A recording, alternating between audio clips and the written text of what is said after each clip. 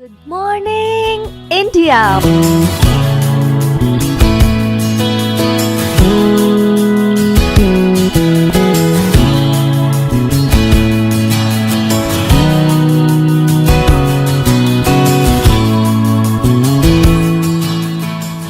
Monday to Friday. Back to back classes Live from studio. ये इसका दूसरा भाग है। पहला भाग हमने कंप्लीट कर लिया है। इस भाग में हम देखेंगे कार्बन यौगिकों के नाम पद्धति। कार्बन के जो यौगिक है उनके नामकरण की कौन कौन सी पद्धति है वो हम समझने वाले हैं।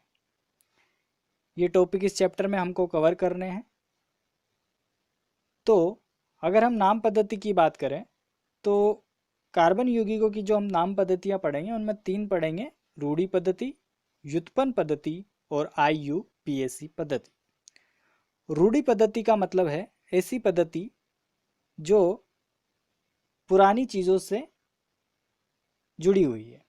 जैसे मान लो कोई तत्व जहाँ से मिला उसके हिसाब से उसका नाम रख दिया, उस पद्धति को हम बोलते हैं रूढ़ि पद्धति, जो पुराने उसके नाम होते हैं जिनसे जुड़ी हुई है। व्युत्पन्न पद्धति का मतलब है कि जो तत्व बन रहे हैं नए, वो किस चीज़ से व्युत्पन्न हो रहे हैं, उनके हिसाब से उनका नाम दिया जाता है।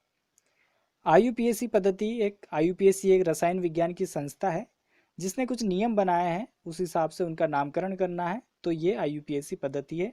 इन तीनों पद्धतियों को हम समझेंगे। तो इसमें सबसे पहला सिस्टम देखते हैं, सबसे पहली पद्धति देखते हैं रूढ़ि पद्धति को। सबसे पहले बात करते हैं CH4 की। तो जो CH4 जो तत्व है, जो यौगिक है, वो हमें प्राकृतिक रूप से मिलता है दलदल से। जो गंदी जगह होती है जहाँ पे सड़े गले पेड़ पौधे पड़े होते हैं या फिर जंतुओं के शरीर पड़े होते हैं, वहाँ से ये मिलती है। तो ऐसे स्थानों को हम बोलते हैं मार्सी स्थान। तो इसलिए इसका नाम रख दिया मार्सी गैस, क्योंकि मार्सी से आ गया मार्स और ये गैस है मेथेन, तो इसको नाम दे दिया गैस। तो मार्स गैस इसका नाम हो गया। उसी प्रकार जो दूसरा है CH3OH, ये लकड़ी के भंजक आसवन से प्राप्त होता है। जब लकड़ी का भंजक आसवन क्रिया की जाती है तो उससे हमें प्राप्त होता है CH3OH। तो लकड़ी किस में आती है? काष्ठ में। तो इसलिए इसका नाम हो गया कास्ट स्प्रिट। इसका नाम क्या हो गया? कास्ट स्प्रिट। इसी तरह अगर सिरके का हम लैटिन नाम देखें, जो सिरका हम घर में प्रयोग करते हैं, अचार वगैरह में डालते हैं, तो उस सिरके का अगर लैटिन भाषा का नाम देखें तो उसे बोलते हैं एसीटम। और उसी एसीटम से ये शब्द लिया गया है और वो सिरके में होता है CH3COOH। तो इसलिए इसको एसिटिक अम्ल बोलते हैं, क्योंकि एसीटम एक लैटिन भाषा का नाम है। अगर हम चींटी के डंक की बात करें, मान लो चींटी काटती है तो हमारी जो चमड़ी होती है उस पर थोड़ा थोड़ा लाल हो जाता है और वहाँ पे खुजली सी होने लगती है, थोड़ी जलन होने लगती है। तो वो होती है चींटी के डंक में उपस्थित फॉर्मिक जो अम्ल होता है उसकी वजह से। तो चींटी का फॉर्मिका से प्राप्त होता है, इसलिए इसको नाम दिया गया फॉर्मिक अम्ल। इसका रूढ़ि नाम क्या हो गया? फॉर्मिक अम्ल। HCOOH इसका सूत्र होता है। अगर हम दूध की बात करें तो दूध कुछ समय रखने के बाद फट जाता है और उसमें खटास उत्पन्न हो जाती है, वो खट्टा लगने लगता है। और खट्टी चीज़ें क्या लगती है? जो अम्लीय होती है वो खट्टी होती है। इसलिए दूध में एक अम्ल होता है जिसको हम बोलते हैं लेक्टम, लैक्टिक अम्ल होता है। तो दूध जो है लेक्टम इसका नाम है, तो इससे प्राप्त होता है, इसलिए इसका नाम है लैक्टिक अम्ल और ये इसका सूत्र होता है। तो इस तरह से हम इनके रूढ़ नाम को समझ सकते हैं कि जहाँ से जो प्राप्त हुआ उस हिसाब से उसका नाम दे दिया। तो इसी पद्धति को हम नाम देते हैं रूढ़ पद्धति। तो ये कुछ नाम हैं जो हमको याद रखने हैं। जो दलदली स्थानों से मिलेगा वह मेथेन है, मार्स गैस है। जो लकड़ी या फिर काष्ठ से मिलेगा वो कास्ट स्प्रिट। जो सिरके से मिलता है वो एसिटिक अम्ल। जो चींटी के डंक में उपस्थित होता है फॉर्मिक अम्ल। और जो दूध में होता है वो लैक्टिक अम्ल। तो रूढ़ि पद्धति में अशाखित हाइड्रोकार्बन को नॉर्मल या फिर यन यौगिक कहा जाता है। मतलब रूढ़ि पद्धति में अगर हाइड्रोकार्बन जो होंगे वो शाखा, जिनमें शाखा नहीं होगी उनको हम नॉर्मल बोलेंगे या उसके आगे N लगा देंगे। जैसे मान लो सी, सी और सी। मैंने इसको जोड़ दिया CH3, इसमें 2 कमी है तो 2 हाइड्रोजन जोड़ दिए, इसमें भी 2 हाइड्रोजन जोड़ दिए और इसमें 3 हाइड्रोजन मैंने जोड़ दिए। सबके 4-4 हो गए क्योंकि कार्बन कितने बंध बनाता है? केवल 4 बंध बनाता है। तो कितने कार्बन है? 1, 2, 3 और 4। तो इस 4 कार्बन वाले यौगिक को बोलते हैं हम ब्यूटेन। क्या बोलते हैं? ब्यूटेन। पर रूढ़ी पद्धति में इसके आगे क्या लगाते हैं? N। तो इसका नाम हो जाएगा N ब्यूटेन। ये नाम कैसे आते हैं ये समझने वाले हैं हम थोड़ी देर में, पर अभी इसको ध्यान रखो कि इसको बोलते हैं ब्यूटेन। तो इस रूढ़ी पद्धति के अनुसार इसको क्या नाम देंगे? N butane. इसके आगे N लगा देंगे। इसी तरह मान लो कोई पेंटेन है तो उसके आगे N लगा देंगे, तो वो उसका नाम हो जाएगा N पेंटेन। अब पेंटेन की एक खास बात है कि पेंटेन में होते हैं 5 कार्बन। ये हो गए 5 कार्बन। अगर मैं इसमें हाइड्रोजन जोड़ूं तो इसके 3, इसमें 2, इसमें भी 2, इसमें भी 2 और इसमें भी 3। क्योंकि सबके हमको 4-4 बंद करने होते हैं तो एक बंद इधर 3 हाइड्रोजन के साथ, 2 हाइड्रोजन 2 बंद इधर, तो सबके चारों बंद हो जाते हैं पूरे। अगर मैं इसको यहाँ से तोड़ के यहाँ पे लगा देता हूँ इस तरीके से, इसको मैंने यहाँ से तोड़ दिया और यहाँ पे लगा दिया, तो ये जो नया बना इसको हम बोलते हैं आइसोपेंटेन। याद रखना क्या बोलते हैं? आइसोपेंटेन। ये पूरा पेंटेन था, इस पेंटेन का यहाँ से हटा के हमने यहाँ पे लगा दिया। दोबारा मैं बताता हूँ कि ये है pentane, CH3, CH2, CH2, CH2 और यहाँ पे CH3। यहाँ से इसको हटा देंगे और यहाँ पे लगा देंगे तो ये वाला गायब हो जाएगा। तो इस तरह का जो ये नया यौगिक मिला इसको हम बोलते हैं क्या? आइसोपेंटेन, क्योंकि ये पेंटेन से ही बना हुआ है। तो इसका मतलब क्या हो गया कि ये जो ग्रुप है ये जिसमें जुड़ जाएगा इसको बोलेंगे हम आइसो। क्या बोलेंगे? आइसो। क्या बोलेंगे? आइसो।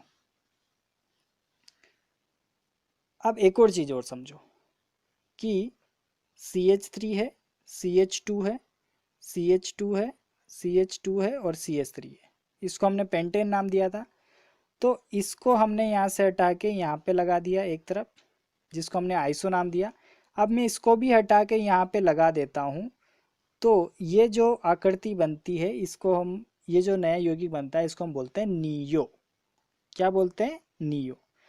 तो जब एक बार लगाया तो उसको हमने बोला आइसो, और दूसरी बार लगाया दूसरी तरफ का भी तो उसको बोला हमने नियो। तो ये ध्यान रखना है, आइसो और नियो। तो यहाँ पे इसको देखो कि ये आकृति जब लगी थी तो हमने क्या बोला था? आइसो। तो इस समूह को क्या बोलते हैं? आइसो समूह। तो पेंटेन में बात कर रहे हैं तो देखो 5 कार्बन है इसमें, तो इसको हम बोलेंगे आइसोपेंटेन। कौन सा समूह है? ये वाला समूह है। इसको यहाँ से तोड़ देंगे तो यही वाला समूह है। ठीक है। अगर इस वाले समूह को भी यहाँ पे लगा दिया जाए, इस वाले समूह को भी, इस वाले को भी यहाँ पे लगा दिया जाए, तो ये देखो मतलब इस कार्बन के पास 4 लग जाएंगे, 1, 2, तीसरा और ये चौथा जो हम लगा रहे हैं। तो इस कार्बन के आसपास 4 लग गए तो इसको हमने क्या बोलेंगे? नियो। क्या नाम दिया? नियो। तो ये पेंटेन से बना है तो इसका नाम क्या हो गया? Neo pentane. ये बहुत समझने वाली चीज़ है, आप कॉपी में बना के देखना इसको, जो आपकी नोटबुक है उसमें लिख के देखना पूरा, तब समझ में आएगा। एक बार लगाया तो आइसो और दूसरी बार फिर से लगा दिया तो नियो। और ये पेंटेन से बन रहा है तो आइसोपेंटेन और नियोपेंटेन। ये इसलिए समझा रहा हूँ क्योंकि ये महत्वपूर्ण है, प्रश्न आता है कि आइसोपेंटेन और नियोपेंटेन का चित्र बनाइए। चित्र क्या बनाइए? उनकी श्रृंखला बनाइए। इसको हम चित्र नहीं कह सकते। उसके बाद अगली पद्धति है व्युत्पन्न पद्धति। इस पद्धति में कार्बन यौगिकों का नामकरण उनके सरल यौगिकों का व्युत्पन्न मानकर किया जाता है। कि मान लो जो सरल यौगिक है उससे जो नया तत्व बना उसका उत्पन्न समझेंगे उसको कि ये यहीं से उत्पन्न हुआ है, इसलिए इस पद्धति को व्युत्पन्न पद्धति नाम देते हैं। इसमें जो हमको समझना है कि जैसे ये सरल यौगिक है जिसका नाम है मीथेन।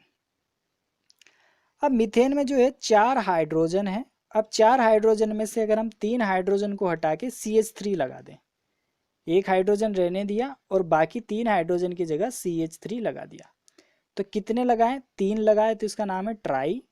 क्या लगाया? CH3। CH3 को बोलते हैं मेथिल, तो ट्राई का मतलब 3 और मेथिल इसका नाम है, तो ट्राई मेथिल और मेथेन, क्योंकि मेथेन से ये बना है। तो इसी का ही ये सरल यौगिक से बना है, इसलिए इसको क्या बोल दिया? मेथेन का से व्युत्पन्न रूप है ट्राई मेथिल मेथेन। समझ में आया? CH3OH है जिसको हम बोलते हैं कार्बिनोल। क्या बोलते हैं? CH3OH को कार्बिनोल। तो कार्बिनोल के अगर हम एक और यहाँ पे जोड़ दें CH3, तो ये इसको बोलते हैं मिथिल, तो इसका नाम हो जाएगा मेथिल कार्बिनोल। ठीक है, तो इस CH3OH के, ये मान लो CH3OH था, इसके आगे CH3 जोड़ दिया तो इसको बोल दिया मेथिल कार्बिनोल। अब तुम यहाँ पे कहोगे कि यहाँ पे CH3 कहाँ है सर? CH3 इसलिए नहीं है क्योंकि ये CH2 बन जाएगा, क्योंकि कार्बन कितने बंध बनाता है? 4 बंध बनाता है। तो जैसे इसके 2 तो हाइड्रोजन से हो गए और 2 जब इधर उधर जुड़ेगा तो 2 उससे बनेंगे, तो इसलिए यहाँ पे CH2 हो जाता है। एक हाइड्रोजन को हटा के हम क्या लगा देते हैं? CH3। तो इसको समझो, दोबारा मैं बताता हूँ। यहाँ पे OH है, ये 3 हाइड्रोजन है, तो 3 हाइड्रोजन मैंने लगा दिए। अब एक हाइड्रोजन को हटा दिया और यहाँ पे लगा दिया CH3, तो CH3, ये वाला CH2, ये वाला OH, तो CH3 CH2 नहीं, ऊपर वाला CH3 CH2 और OH, ये बन जाएगा। तो इसको बोलेंगे मेथिल कार्बोनिल। तो जब CH3 लगाया तो CH3 को हम बोलते हैं मेथिल, तो इसका नाम हो गया मेथिल कार्बिनोल। CH3 CH2 को नाम देते हैं एथिल, तो ये हो गया एथिल कार्बिनोल। ये जो मेथिल है, एथिल है, या फिर जो भी मैं नाम बता रहा हूँ, इनको अभी के लिए याद रख लो, क्योंकि जब हम आगे पढ़ने वाले हैं इस चैप्टर में तो इन सबको हम देखेंगे कि इनको मेथिल एथिल क्यों नाम देते हैं, इनका नाम क्यों है मेथिल एथिल, तो ये भी हम देखेंगे। तो अभी के लिए बस इसको याद कर लो कि CH3 को बोलते हैं मेथिल, CH3 CH2 को बोलते हैं एथिल। और उसी तरह अगर इसके तीनों हाइड्रोजन को हटा के एक जगह हमने लगा दिया एथिल, एक जगह लगा दिया मेथिल, और तीसरे हाइड्रोजन को हटा के लगा दिया आइसोप्रोपाइल, क्योंकि हमने देखा था थोड़ी देर पहले आइसो किसे बोलते हैं, तो ये आइसोप्रोपिल हो गया। तो इसका नाम हो जाएगा मेथिल एथिल आइसोप्रोपिल कार्बिनोल। उसी तरह एसिटिक अम्ल को देखो, तो एसिटिक अम्ल के आगे हमने आइसोप्रोपाइल लगा दिया। ये एसिटिक अम्ल था, इसके पीछे ये आइसोप्रोपाइल लगा दिया, तो आइसोप्रोपिल एसिटिक अम्ल इसका नाम हो गया। तो इस तरह से इसको समझ सकते हैं। मतलब जो सरल यौगिक हैं उससे हम व्युत्पन्न यौगिक का नाम बता रहे हैं इसके आधार पर। जो इसके पीछे लगा होता है कार्बिनोल मेथेन, ये सब इनके पीछे लगा होता है, और जो हम इनमें यौगिक जोड़ते हैं उस यौगिक का नाम पहले आ जाता है। अभी इन यौगिकों का नाम जो है CH3 को मेथिल याद कर लो, CH3 CH2 को एथिल, इसको आइसोप्रोपाइल, फिर बाद में इनके नाम को हम समझेंगे जब IUPAC पद्धति पढ़ेंगे। ठीक है बच्चों, तो इस लेक्चर में जो महत्वपूर्ण चीज़ थी वो थी कि रूढ़ पद्धति और व्युत्पन्न पद्धति। तो रूढ़ पद्धति में हमने एक चीज़ सीखी कि मान लो कि पेंटेन है, तो पेंटेन में हम इस वाले को हटा के यहाँ पे CH3 जोड़ देते हैं, तो ये क्या हो जाता है? आइसोपेंटेन। ठीक है, अगर इसको भी हटा के यहाँ पे जोड़ देंगे तो ये क्या हो जाएगा? नियो। इसका नाम हो जाता है नियो। और व्युत्पन्न पद्धति में हमने क्या देखा कि CH4 को जैसे बोलते हैं मेथेन, CH4 को बोलते हैं मेथेन। अब इस मेथेन के जो 3 हाइड्रोजन है उसको हटा दिया, 3 हाइड्रोजन को हटा के CH3 CH3 और CH3 लगा दिया, तो ये 3 CH3 लग गए, तो CH3 को हम बोलते हैं मेथिल। CH3 को नाम देते हैं मेथिल, और 3 लगे तो इसको 3 को बोलते हैं ट्राई, तो ट्राई मेथिल मेथेन इसका नाम हो गया, क्योंकि ये मेथेन से उत्पन्न हुआ है इसलिए इसको ट्राई मेथिल मेथेन कहा। तो इस तरह से ये उत्पन्न पद्धति और रूढ़ पद्धति को थोड़ा बहुत ध्यान रखना है। बाकी तो जब हम IUPAC वाला पढ़ेंगे अगले भाग में तो उससे सब चीज़ें क्लियर हो जाएगी।